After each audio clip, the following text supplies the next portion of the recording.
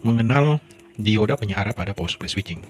Jadi pada power supply switching, dioda penyara pada sekundernya, ya, ini ada kriteria tertentu yang tidak bisa kita hindari, yang tidak bisa kita ganti-ganti ya. Seperti ini ya, nih.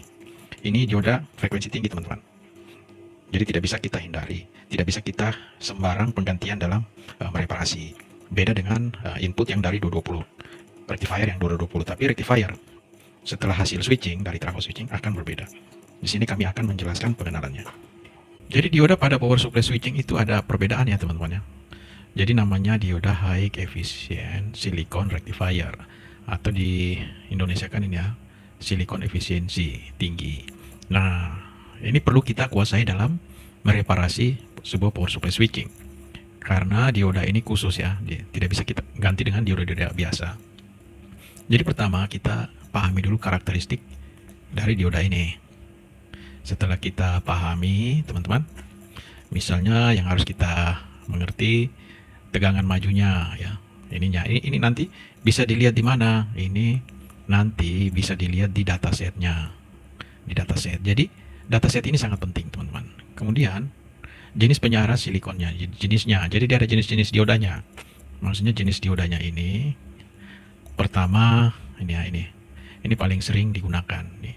Jadi penggunaannya banyak ya teman-teman ya. Ada SMPS, DC to DC converter ya. Jadi deskripsinya seperti ini ya. Kemudian ada dioda fast recovery. Jadi kita harus paham teman-teman. Jadi misalnya ya, kita mau mengganti dengan tipe ini. Ini kita harus tahu datasetnya, karakteristiknya.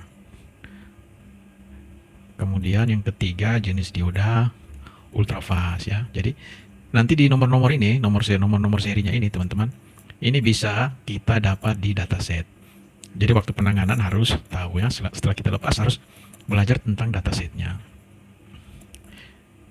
Aplikasi penyara silikon ya, jadi aplikasikan, diterapkan di sini teman-teman ya. Ada beberapa jenis ini ya teman-teman. Ini harus, jadi dalam penanganan kerusakan jenis-jenis power supply ini ya, kita anggap ini semua power supply ya, ini ya. Jadi kita harus tahu jenis-jenis dioda yang digunakan sesuai karakteristiknya, sehingga jangan salah kita analisanya ya. Keempat, nih, tips memilih. Jadi maksudnya kita mau pilih. Misalnya kita mau mengganti ya, ini. Kita mau mengganti substitusi ya.